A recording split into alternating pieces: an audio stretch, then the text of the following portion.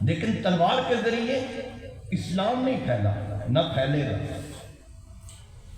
تلوار اسلام کے ہاتھ میں کیوں ہے؟ جو اسلام کی راہ کے اندر رکاوٹیں آئیں ان کو دور کرنے کے لیے۔ اس کائنات کی دھرتی پر، اس زمین پر، اللہ کی بنائی ہوئی کائنات، اس پر اگر نظام ہو سکتا ہے تو وہ اللہ کا نظام ہے۔ ہاں، اللہ کے نظام کے سامنے جو رکاوٹ آئے اس رکاوٹ کو دور کرنے کے لیے تلوار اٹھائی گئی۔ جب ایک عضو خراب ہو جائے نا تو ماہر ڈاکٹر پھر اس کو کاٹنے کی تجویز دیتا ہے، تو کیا کہا جائے گا؟ یہ اس نے ظلم کیا ہے؟ نہیں، اس نے باقی حصہ کو بچایا۔ تو کفر اس دنیا میں رہے، یہ تو ازداد عالم ہے بھائی۔ اگر ظلمت ہے تو نور ہے، اگر ضلالت ہے تو ہدایت ہے، چھاؤں ہے تو دھوپ ہے،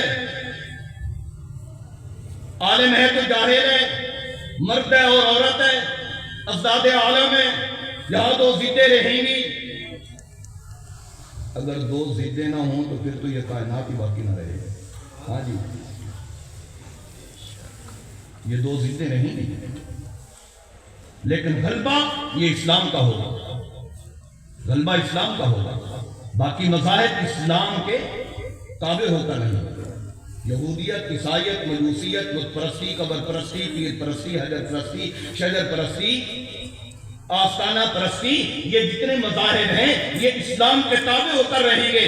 اسلام کو سر بلند ہونا چاہیے اور اسلام کی گردن سب سے اونچی ہونی چاہیے۔ باقی سارے کے سارے مذاہب سر نگو ہو کر اسلام کے سامنے رہیں، ان کی عبادت بھی محفوظ ہوگی، ان کے عبادت کرنے والے بھی محفوظ ہوں گے، ان سے کوئی تعرض نہیں کیا جائے گا، لیکن وہ اسلام کی مان کر رہے ہیں۔ اور اگر تلوار کے زور پر اسلام پھیلنا ہوتا، ہاں دوسری طرف پر سمجھاؤں، اگر اسلام تلوار کے زور پر پھیلنا ہوتا نا تو قسم کا خدا میرے محمد کو 13 سال مکہ کے اندر اتنا مارا نہ جاتا، اتنی تکلیفیں نہ دی۔ پہلے دن کہا جاتا میرے محمد پکڑو یہ تلوار، پکڑو نیزہ، پکڑو ڈنڈا، ہٹو بچوں کا شور ہوتا۔ کیا میرا اللہ محتاج تھا؟ کمزور تھا؟ وَمَا يَعْلَمُ جُنُودَ رَبِّكَ إِلَّا هُوَ، اس کا فرمان نہیں ہے؟ تو ہٹو بچوں کا شور ہوتا، فوج ہوتی، موج ہوتی۔ میرے نبی یہ تلوار پکڑو، جو کلمہ پڑھتا ہے فاتحہ نہیں پڑھتا ختم کر دو، لیکن نہیں۔ 13 سال آکھنا سوکھا، کر بھی کھانا اوکھا۔ 13 سال میرے نبی کی بیٹیوں کو طلاقیں ہوئی یا نہیں ہوئی؟ اللہ کسی کی بیٹی کے ساتھ یہ معاملہ نہ ہو، اللہ سارے دے کج رکھے، سارے دے دھرم رکھے۔ خدا دی قسم ہے جنہاں دی بیٹیاں نو طلاق ہو جائے نا، جنہاں دی بیٹی وہ والدین زندہ مر جاندے بیچارے، کوئی معمولی معاملہ نہیں ہوتا۔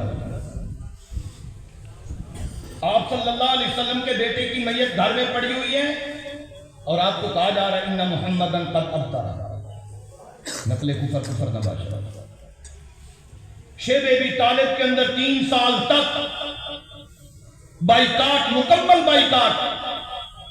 صحابہ کے اندر کہ کھجور دیاں گٹھلیاں نا اسی پتھراں تے پیس کے پھانک کے تے سن کو پانی دا گھٹ لگ جاوے تے وہ اسی تو پی لیندے سن، ٹکراں دی لونگ کھا کھا کے گزارا کرتے سن۔ کیوں یار؟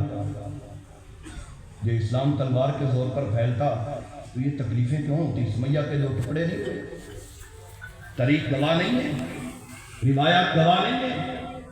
بلال دھکتے ہوئے انگارے تے لٹایا جاتا ہے، چربی زمین جسم میں پگھل کے انگارے نو ٹھنڈا کر دیے۔ کیا سیرت کی روایتیں گواہ نہیں ہیں؟ میرے محمد سجدے میں جاتے ہیں، کوٹھلیاں ترقیوں میں اجڑیاں لیا کے میرے محمد کے وجود پر رکھ دی جاتی ہیں، اٹھنا مشکل ہو جاتا ہے۔ صافے کے پڑھنے گردن میں پاک اتنے پھٹ چڑھائے جاتے ہیں، خدا کی قسم میرے نبی کی آنکھیں اگل پڑتی ہیں۔ اور طائف کا واقعہ، طائف کا سفر کیا بیان کرتے ہیں؟ شیب ابی طالب کے بعد یک بعد دیگرے 2 صدمے آئے۔ ابو طالب کی وفات کیا؟ اور میری اور آپ کی ماں حضرت ختیجہ رضی اللہ تعالیٰ عنہ دوے فوت ہو گئے چند دنوں کے وقت سے مشرقین واسطے میدان خالی ہو گیا، تکلیفاں دی ظلم و ستم دی انتہا کر دی۔ میرے نبی ذہنی طور پہ تیار ہو گئے کہ چلو اے نہیں مندے تے طائف والے کو چلنا، انہوں نے کوئی دور دراز کی میری قرابت داری بھی ہے تو ہو سکتا ہے اللہ انہوں نے کو ہدایت دے دے۔ حضرت زید بن حارثہ کو لے کر آپ طائف چلے گئے، ان تینوں سرداروں سے ملاقات کی، لیکن انہوں نے بات نہیں مانی، بڑی ترشی کے ساتھ جواب دیا، رد کر دیا میرے نبی کی بات کو۔ آپ صلی اللہ علیہ وسلم نے لجاجت بھرے انداز کے اندر فرمایا، بابا تم نے میرے آنے کی قدر تو نہیں کی، لیکن مکے والوں کو نہ بتانا کہ محمد آیا تھا، لیکن وہ کہاں ماننے والے تھے؟ الٹا نوجوانوں کو اکٹھا کر کے کہنے لگے اپنی جھولی کے اندر پتھر بھر لو اور محمد کو طائف کی حد سے مار مار کے نکال دو۔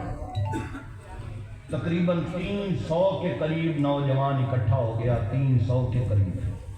شریر بچوں کا تمہیں پتا ہوتا، انہوں نے تماشا چاہیے، جھولیاں نکیلے پتھر بھر لے اور میرے نبی کو مارنا شروع کی۔ 6 میل تک میرے نبی دوڑے، 6 میل تک پتھریلی زمین۔ بے یاروں مددگار حضرت زید بن حارثہ کبھی سجے ہوندے، کبھی کھبے ہوندے، کبھی اگے کبھی پیچھے، میرا نبی بھی لہو لہو اور حضرت زید بن حارثہ بھی لہو لہو۔ جس وقت طائف کی حد مک گئی، ایتھے ایک ٹھنڈے پانی دا چشمہ سی، میرے نبی سستان واسطے اس پانی دے چشمے تے بہ گئے۔ قریب عتبہ شیبہ دا انگوراں تے کھجوراں دا باغ سی، انگوراں دا موسم سی، انہیں سارا معاملہ دیکھیا، انہاں دا دل بھی پسیج گیا۔ اپنے غلام نے بلا کے کہنے اور پھر انگوراں دا کوشا توڑ لے کہ محمد نے جا کے دے دے۔ ایک محمد دا حشر لوگاں نے کی کی، وہ انگوروں کا خوشہ لایا، میرے نبی کو پیش کیا، آپ صلی اللہ علیہ وسلم نے قبول فرمایا۔ آپ انگور توڑنے لگے تو آپ نے فرمایا بسم اللہ۔ وہ کہنے لگا